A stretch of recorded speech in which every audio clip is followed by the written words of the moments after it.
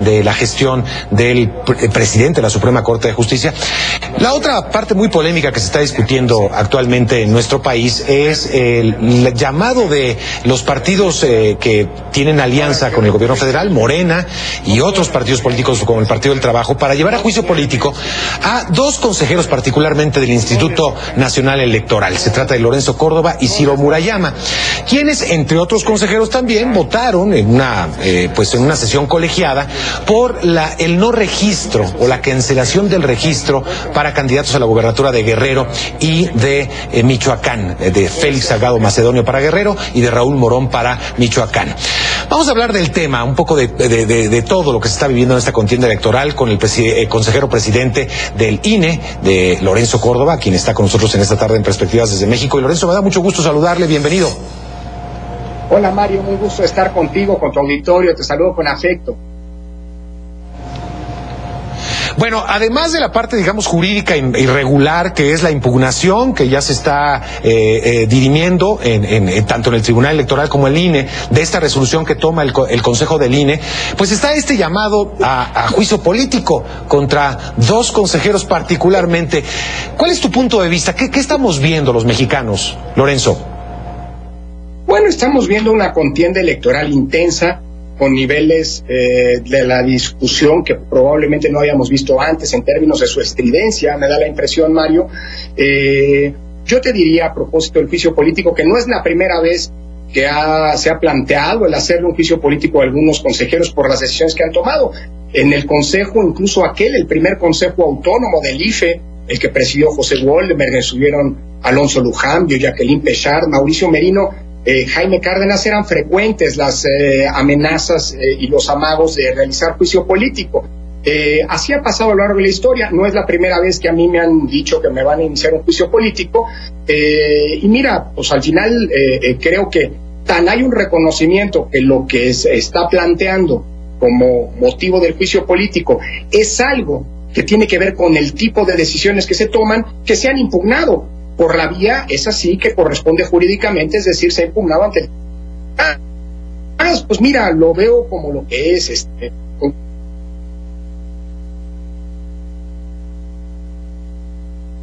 Perdí un poquito la comunicación, Lorenzo. Entonces, lo ves como parte de la contienda electoral, pero también estamos viendo ya algunos esbozos de lo que puede ser una reforma electoral. Incluso el presidente López Obrador ha hablado de ello, de que es el momento de una reforma electoral, una de muchas que han venido en los últimos años, también por la presión de la izquierda y de Morena particularmente.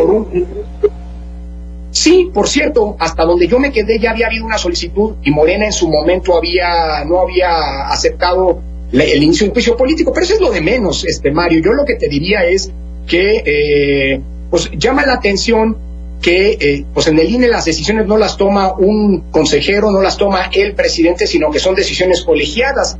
Y lo que se ha dicho al menos públicamente es que se va a iniciar un juicio político en contra de dos de los integrantes del Consejo, cuando todas las decisiones que han sido objeto de polémica han sido tomadas pues por mayoría. En un caso, por ejemplo, todo lo que tiene que ver con la sobrerepresentación, fuimos 9 de los 11 consejeros los que votamos a favor de eso que está impugnado y que el Tribunal Electoral resolverá en su momento, por un lado, y en el otro caso, pues cuando se hablaba de la negativa de registro a aquellos precandidatos que violaron la ley al no entregar sus informes de precampaña, se trata de una decisión de 7 en una ocasión y de 6 consejeros consejeros en otra ocasión, con lo cual llama la atención de que si ese es el verdadero diferendo, que por cierto es un diferendo que, insisto, se tiene que resolver ante el Tribunal Electoral, se esté pretendiendo iniciar un juicio político en contra de solo 2 miembros del Consejo. Entiendo que esto pues habla del carácter político y no necesariamente de la controversia jurídica que está detrás de una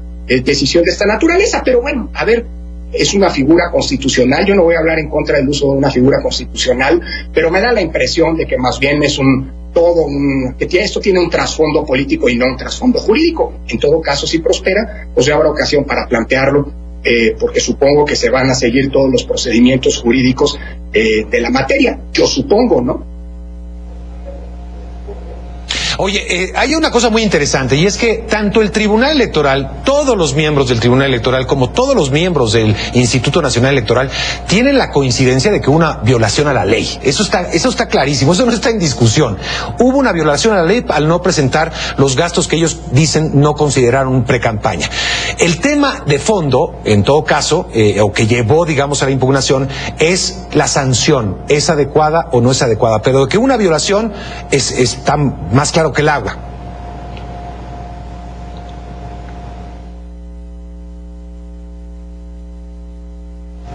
Creo que tuvimos un problema con la señal de Lorenzo Córdoba, pero ojalá lo podamos recuperar porque es importante esta precisión. Es decir, creo que hay un consenso en el que Morena faltó a la ley al no registrar los gastos de pre-campaña, y lo que el tribunal decía, pues, perdóname, Lorenzo, te preguntaba que si hay un consenso entre todos, digamos, Tribunal Electoral e INE, ya estás de vuelta.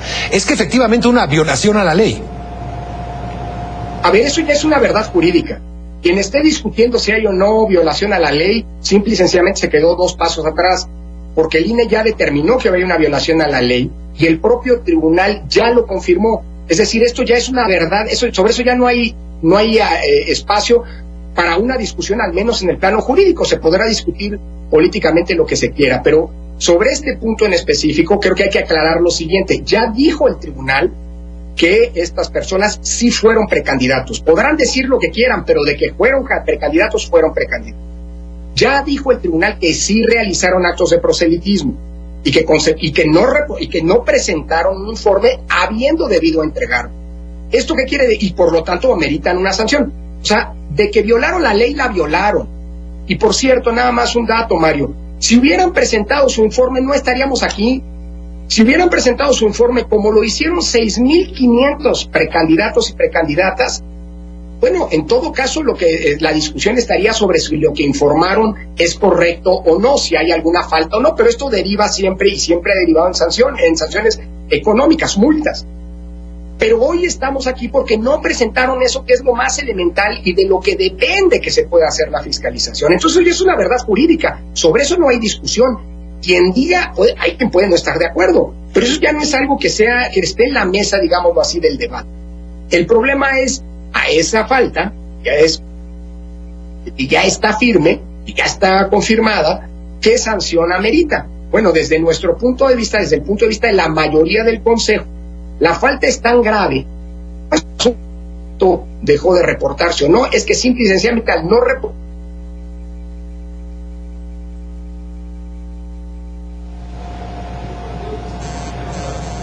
Bueno, seguimos teniendo sus problemas con la comunicación con Lorenzo Córdoba. Espero tomarlo porque es muy interesante lo que está. Sí, adelante. Sí, te decía, no se presentó el informe, Mario, y por lo tanto no se puede saber, no se puede detonar el proceso de fiscalización. Desde nuestro punto de vista, desde el punto de vista de la mayoría de las y los consejeros, eso es una falta muy grave y por lo tanto le corresponde la sanción más grave que está en la ley. Hay quien dice que es una sanción desproporcionada. Bueno, mi pregunta es, ¿y por qué, si es desproporcionada, por qué no la cambiaron los legisladores? Eso está en la ley. Y el INE no puede interpretar si la ley está bien o está mal. La ley Lorenzo, es lo que dice. Y por lo tanto...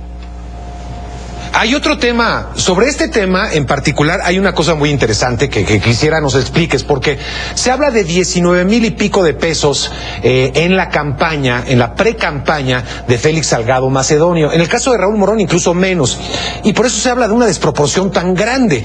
El tema es que esos 19,200 no fueron lo que reportó la campaña, porque no reportó nada. Fue lo que la Comisión de Fiscalización del INE pudo acreditar en una simple, es decir, eso yo creo que es importante, porque no se trata de esa desproporción como se está queriendo hacer ver, Lorenzo. Así es, totalmente de acuerdo, Mario. Mira, si ellos hubieran avisado en su momento cómo debieron haberlo hecho, que eran precandidatos, eso implicaba que cada acto de proselitismo se lo tenían que reportar al INE y el INE habría hecho una fiscalización específica sobre todo lo que ellos estaban realizando. Ellos al tratar de falsear las cosas, al no anunciar que eran precandidatos, al decir que no habían hecho actos de campaña y al no presentar informe, impidieron que el INE pudiera revisar, fiscalizar todo lo que habían realizado. El INE, de todos modos, hace una revisión aleatoria de las más de 70,000 precandidaturas que hubo en el país. Y lo que encontramos en esa revisión, que no es una revisión exhaustiva, porque la revisión exhaustiva la detona y la presentación del informe, les encontramos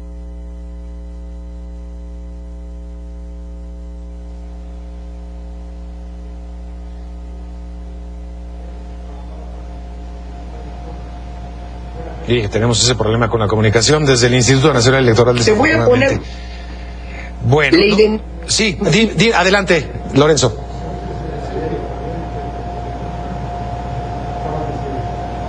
Miss Walton, le identificamos 17,000 pesos y él precautoriamente, ad cautelam como se dice, dijo haber gastado $500,000 de pesos.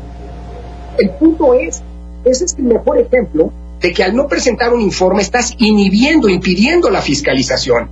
Así que el problema no es cuánto dinero se gastó, porque nadie puede saber a ciencia cierta cuánto se gastó, ni mucho menos de dónde vino el dinero. De ahí la gravedad de los hechos.